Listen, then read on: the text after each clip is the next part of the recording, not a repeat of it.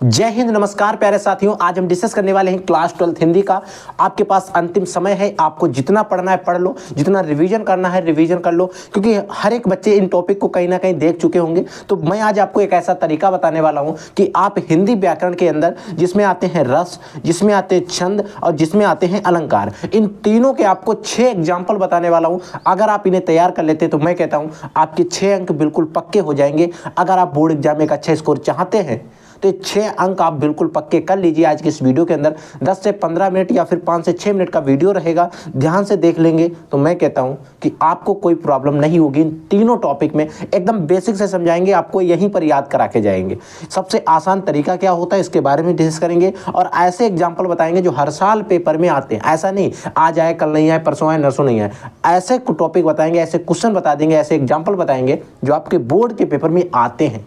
इन तीनों टॉपिक से आपको कोई प्रॉब्लम नहीं होगी। आप बोर्ड एग्जाम का पेपर जब देख के जाएंगे, कल आपका बोर्ड का एग्जाम है, तो आप कल जब एग्जाम दे रहे होंगे तो वहां पर सोच रहे होंगे हाँ सर ने सही बताया था, यही आ गया है। ठीक है, तो देखो सबसे पहले बच्चों ध्यान रखना, आप जब रस पढ़ते हैं तो रस में सबसे जो इंपॉर्टेंट रस होता है वो एक तो आपका वीर रस रहता है। क्या रहता है? वीर रस। वीर रस का मतलब होता है उत्साह वाला। ठीक है, वीर नहीं, वीर जवानों वाला। ठीक है, वही वाला रस। तो बच्चों वीर रस की सबसे पहले आपको परिभाषा पता होना चाहिए, फिर इसका स्थायी भाव क्या होता है, इसका एग्जाम्पल पता होना चाहिए बस।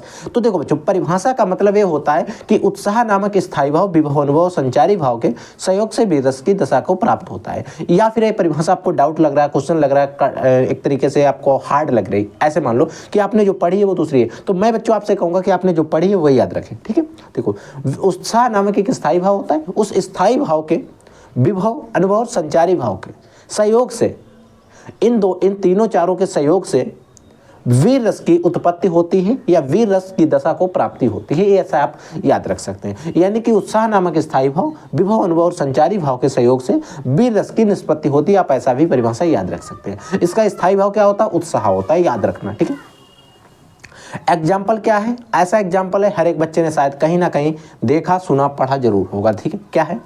बुंदेलो हर बोलों के मुख सुनी हमने कहानी थी, खूब लड़ी मर्दानी वो तो झांसी वाली रानी थी।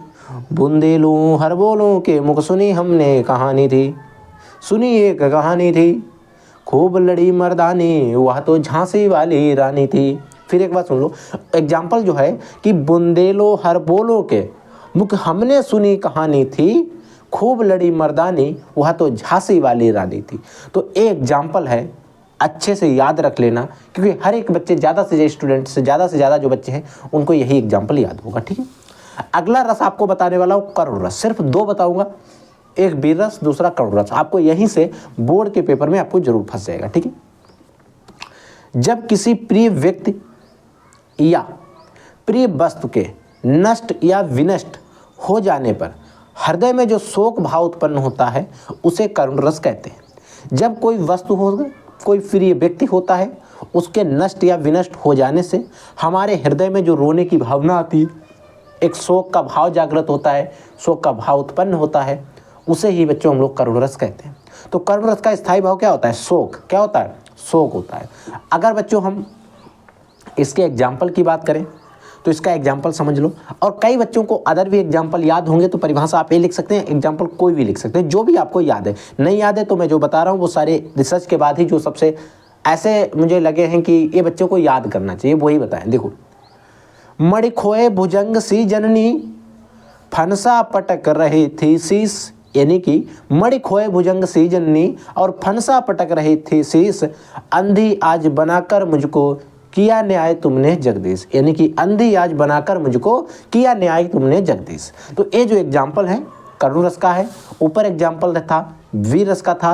ये दोनों की परिभाषा है, विद एग्जाम्पल आप लर्न कर लीजिए। मैं कहता हूँ कोई डाउट किसी भी प्रकार का नहीं होना चाहिए। ठीक है, अगला देखो, अगला बच्चों आपका पार्ट आता है अलंकार को लेकर। अलंकार में आपको 2 बताने वाला हूं, एक आपको श्लेषम अलंकार बताऊंगा, एक आपको उत्प्रेक्ष अलंकार बताऊंगा। श्लेष अलंकार और उत्प्रेक्ष अलंकार 2 अलंकार आपको बताने वाला हूं। इनमें से कोई एक आपको बोर्ड के पेपर में जरूर फंसने के चांस रहते हैं। ठीक है, देखो सबसे पहले हम श्लेष अलंकार की परिभाषा की बात करें तो इसकी परिभाषा, जहां काव्य में कोई शब्द एक ही बार प्रयोग हो, समझ लो कोई भी काव्य है जहां पर कोई शब्द कोई वर्ड एक बार ही प्रयोग हो और उसके एक से अधिक अर्थ यानी कि कोई शब्द है वो प्रयोग एक बार हो बट उसके अर्थ जो है एक से अधिक हो, वहाँ श्लेष अलंकार होता है। जैसे मंगन को देखी पट देत बार बार है, मंगन को देखी पट देत बार बार है, एक लाइन का एग्जाम्पल है, आप याद जरूर कर लेना। ठीक है, अगला बच्चों अलंकार है आपका उत्प्रेक्षा अलंकार। ठीक है, उत्प्रेक्षा अलंकार क्या होता है, देखो जहां उपमेय और उपमान की भिन्नता जानते हुए भी, जहां पर उपमेय और उपमान में क्या भिन्नता है सारी चीजें जानते हुए भी उपमेय में उपमान की संभावना की जाए, जहां पर उपमेय में उपमान की संभावना की जाए वहां पर उत्प्रेक्षा अलंकार आपका होता है। एग्जाम्पल की बात करें, उदाहरण की बात करें तो सोहत ओढ़ पीठ पट श्याम सलोने गात मनहु नीलमणि शैल पर आतप प्रयो प्रभात। सोहत ओढ़े पीठ पट श्याम सलोने गात मनहु नीलमणि शैल पर आतप प्रयो प्रभात। ठीक है, तो ये दो अलंकार जो आपको बताएंगे, इनके विद एग्जाम्पल और परिभाषा से इन्हें आप अच्छे से तैयार कर लेंगे। ठीक है, समझ गए।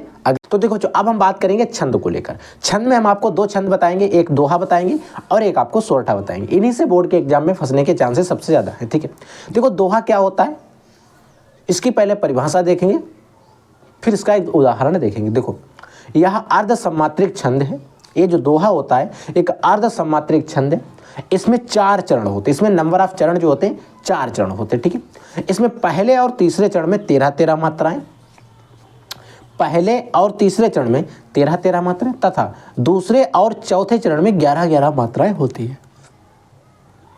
याद रख लेना, इसके पहले और तीसरे चरण जो है उनमें 13-13 मात्राएं रहेंगी, अब वहीं पर दूसरे और चौथा जो चरण रहेगा उसमें 11-11 मात्राएं रहती हैं। अगर बच्चों उदाहरण की बात करें, एग्जाम्पल की बात करें तो देखो रहीमन पानी राखिए बिन पानी सब सून, पानी गए ना उबरे मोती मानस चून। तो बच्चों ये जो एग्जाम्पल है, जो सबसे सरल एग्जाम्पल मुझे लगे वही एग्जाम्पल आपको बताएंगे, तो इसकी परिभाषा और उदाहरण आप एक बार जरूर याद रख लेंगे। ठीक है, अब बच्चों बात आती है सोरठा की। तो यह भी अर्ध सम्मात्रिक छंद है, इसमें भी 4 चरण होते हैं। इसे पहले और तीसरे चरण में, इसका पहला और तीसरा चरण में उसमें 11-11, दूसरे और चौथे चरण में 13-13 है।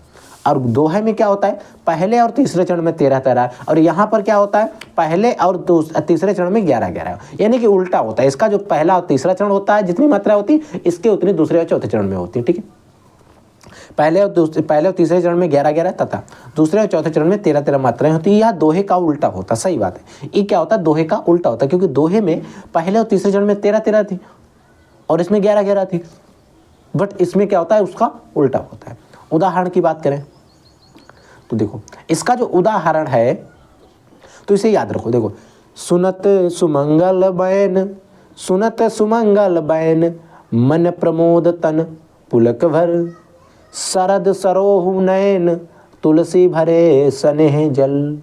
तो ये जो एग्जाम्पल है आप याद रखेंगे। ठीक है बच्चों, तो हमने आपको रस बता दिए, छंद बता दिए, अलंकार बता दिए। किसी भी प्रकार का कोई डाउट है तो प्लीज बच्चों तुरंत कमेंट करिए, तुरंत आपको इसका जवाब मिल जाएगा। क्योंकि अगर आपके मन में कोई डाउट होता है, कोई क्वेश्चन होता है, प्लीज बच्चों जरूर पूछिए, मैं आपको तुरंत उसका जवाब दूंगा। कोई ऐसा टॉपिक है जो आपका तैयार नहीं है और आप उस पर वीडियो चाहें तुरंत कमेंट करिए, मैं उस पर 1 से 2 घंटे के अंदर उस पर वीडियो देने का पूरा प्रयास करूंगा ताकि आप बोर्ड एग्जाम में एक अच्छा स्कोर कर पाओ। ठीक है बच्चों, आप लोग पढ़िए, कोई डाउट होता है, कोई क्वेश्चन होता है जरूर पूछिए। I will take this class. तब तक के लिए जय हिंद, वंदे मातरम।